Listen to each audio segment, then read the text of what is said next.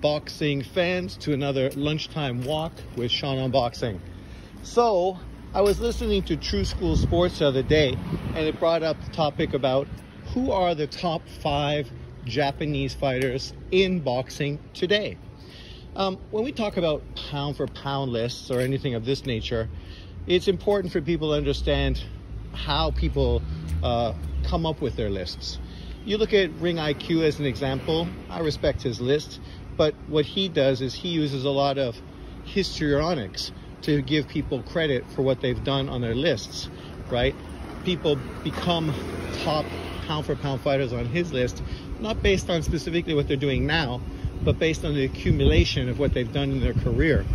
And well, historically, these things obviously are going to highlight these fighters as future Hall of Famers. It really has very little to do with their current position as pound for pound one of the best fighters in boxing. Because Canelo Alvarez has one of the best resumes in boxing doesn't mean that currently today he is one of the best pound for pound fighters in the sport. Because Lomachenko has a great deal of accomplishments doesn't necessarily mean he's a pound for pound top 10 fighter now, right? So when you look at these lists, you gotta keep in perspective how people judge, define, and create their lists. When I was listening to True School, he was trying to talk about how Tanaka, the WBO 115-pound world champion, has done more than Nakatani has done because he's a 4-weight world champion, even though he won a vacant title to accumulate that title. So it is what it is. It's not like he did anything significant at 115 pounds. The one person he faced at that weight class knocked his ass out. And since then, he's been basically cherry picking his opposition till he got an opportunity through the WBO to fight for a vacant title. I'm not trying to dismiss or downplay him, because he is one of the top 5 fighters currently on my list, but he is definitely number 5 and the guy most likely to fall off of that list and be replaced by one of these up and coming younger fighters who obviously are currently world champions right now. But what I found funny was this kind of thing, this histrionics that people try to use as a way to defend and justify. You know, I like these fighters, all of these Japanese fighters. I'm a fan of. I've followed them, I've supported them, I've made videos about them, I highlighted them throughout the last 5, 6, 7 years. I've had them on my pound for pound list at different times. But we are talking about currently in 2024, are these particular fighters at their best right now? Do they deserve to be ranked above certain fighters based on what they did before? Or are we more focused on what people are doing today and how that highlights them as one of the best fighters currently? So let me go through my list. Obviously, we started at number 5 with Tanaka as my number 5 top Japanese fighter in boxing today. Obviously, he is currently a 4-weight world champion, just becoming a 115-pound champion in his second take against a very underwhelming potential opponent for a WBO vacant title. A title that, not surprisingly, was vacated by Junto Nakatani. It would have been interesting if Junto Nakatani actually would have stayed at the division to see if Tanaka would have been as keen or as interested in fighting for that WBO title if Junto Nakatani was still staying there. My vote is no, he wouldn't have. He would have continued to fight the cherry pick level of competition he's been fighting since he got beat by Oka, and waited for another opportunity to arise for him. But that's just my opinion. Maybe I'm wrong. Maybe he would have stepped up and took on Junto Nakatani. But obviously at number 5, that's no disrespect. He is a good fighter. He is a guy who's currently a 4-weight world champion, which we know historically there's not a lot of them out there. He's a guy that has, you know, a decent enough resume, beat a handful of world champions in his march up to this position, and obviously was more famous early on in his career for basically equaling Vasily Lomachenko, for becoming a 3-weight world champion in 13 fights, or whatever the number was. But obviously very quick, duplicating the thing that highlighted Lomachenko early on in his career. He did it as well, and then tried to step up to the 4th weight division to take on Kosi Tanaka, who also is a 4-weight world champion, and tried to beat him to become a 4-weight champion by beating his countryman in a fight that hardcore boxing fans were really excited about. Obviously, Ring IQ was all over Tanaka as his #1 fighter at that time, and then a few of us were pushing for Ioka, and we know how that worked out. Ioka ended up having a career best performance, destroying Tanaka and sending his ass back down to 112 pounds. But as I say, I'm not hating on Tanaka. It's just he's been shown what his level is, and his level is not elite, not at the level of the other 4 Japanese champions currently, and a guy that easily, I think, eventually will be passed by some of these younger fighters, even the Monster's brother, who I think is a much better fundamental fighter than him, but obviously hasn't done nearly as much at this point, and also does have a loss as well. But let's move forward on this list. So Tanaka, number 5, and as I stated, very soon probably to fall off that list and be replaced by one of the younger up-and-coming Japanese fighters. At number 4, now we start to get into a conversation that becomes a lot more difficult. We can harp on histrionics, or we can look at what people are doing today. You know, we can look at quality of wins and losses and try to use that as a way to determine who deserves to be ranked higher than somebody else. When I talk about the number 4 position, it's not easy, because one of my favorite fighters was Ioka, a 4-weight world champion, a guy who arguably could be unbeaten right now and be a 4-weight unbeaten world champion, and totally deserves to get recognition as a pound-for-pound fighter. But the problem is, his performances since Tanaka have been very inconsistent.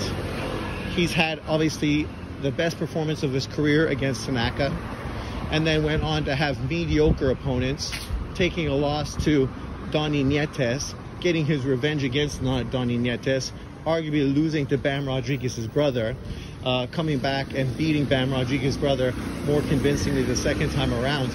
But even in doing these things, where he did show spurts of greatness, I definitely think at 35 years of age, he's not the fighter that he once was. He's not nearly as explosive. His legs aren't as good as they once were. And that's why I rate him at number 4, even though for a long time I did have him on my pound-for-pound list, and I did think that he was one of the most underrated fighters in boxing. A guy that years and years ago I compared to Canelo Alvarez because of his great left hand to the body and just his great technical boxing ability and very good counter-punching abilities as well. But at this point, I have him number 4. Obviously, if he beats Argentinian world champion to unified fight titles in this upcoming fight against Fernando Martinez, that's a huge victory. Obviously makes him a unified champion at 115 pounds, and he definitely should get his flowers from it. But in saying that, if he wins, then his most likely next opponent is going to be Bam Rodriguez. And I see that fight being no different than all these other fights we've seen with Bam Rodriguez fighting the older 115-pound world champions. Ioka, too, is an older fighter at 35 years of age. Obviously, there's a great storyline. The fact that Bam's brother lost and was sent into retirement by Ioka.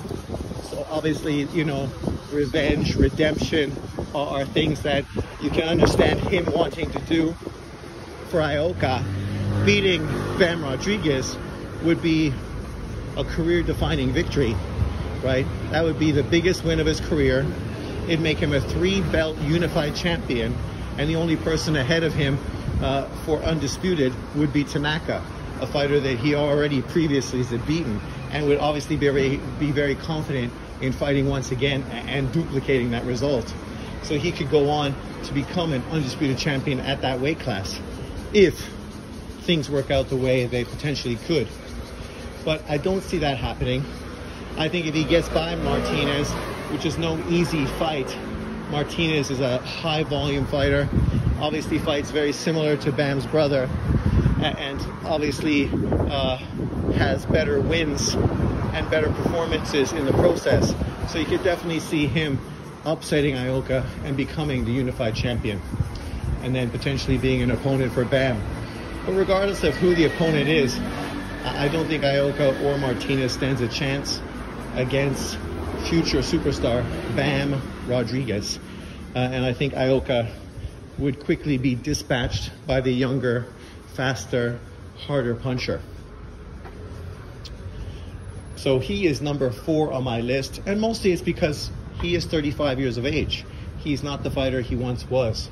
A short retirement, mid-career, coming back, getting a career best win, going on and having quite a few very good victories in his career since that retirement, but he's still not the fighter he once was. Then we get to number 3, and number 3, a fighter that I was one of the few people on YouTube consistently highlighting and praising, because I saw what a good fighter he was technically when he became a world champion inside 10 fights. Kenshiro Teraji, who, you know, is obviously the biggest and best fighter at 108 pounds. The biggest problem with him is that he took a loss to a domestic level Japanese opponent. He did come back and get his revenge, but that loss is not something you can easily look past. It obviously was very significant, because it's not as if he was fighting world champions, unifying titles, and doing things that the other great fighters in boxing are doing. What he did was just take a domestic level defense and basically get his ass beat in the process. Bounced back and obviously did much better in the rematch. Hello. So, you know, I like him. I think he's great. I love the way he's bounced back after that loss, showing his determination. But one of the questions was, did he grow out of the 108-pound division? We know he's been trying to unify and becoming undisputed, but the other champions haven't really been as keen or interested in doing that. So his career has kind of stagnated, and we find him in a position now where even if he moves up to 112 pounds, the best potential fights are no longer there. Junto Nakatani long moved out of it. Obviously, Bam Rodriguez became unified champion and now just recently moved up. So what is Kenshiro Teraji going to do at 112 pounds? Obviously, becoming a 2-weight world champion is good, but he doesn't have the opponents that are going to highlight his career.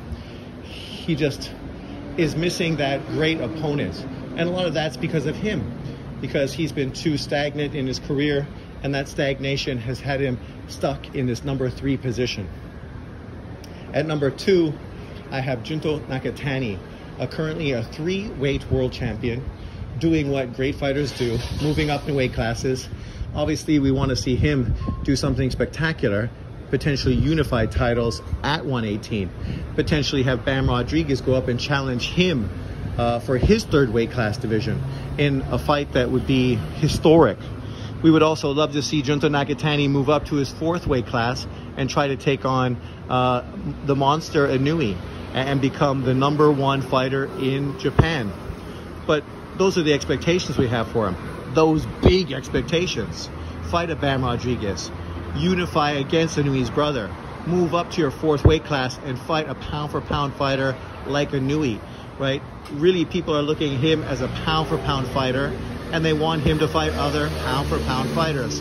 So it really shows you the difference between an Ioka, a Kenshiro, and a Tanaka. Nobody's expectations for those 3 fighters is even close to this. And that clearly is the difference.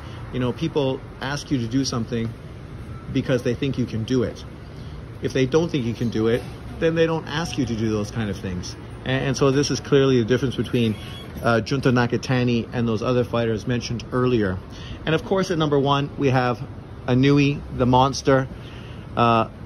He is obviously pound for pound one of the top 3 fighters in boxing, a 2-weight undisputed champion, a guy that's done everything in the sport, so much so that people are asking him to move up to 135 to take on Tank Davis. That tells you everything you need to know. So that is my top 5 pound for pound list for Japanese boxers. Leave your comments below. Let me know what you agree with and disagree with. And what young up-and-coming Japanese fighters do you think potentially can push Tanaka off this list and solidify themselves as one of the top 5 fighters from Japan? Thanks for watching. See you next time. Peace out. Enjoy your week.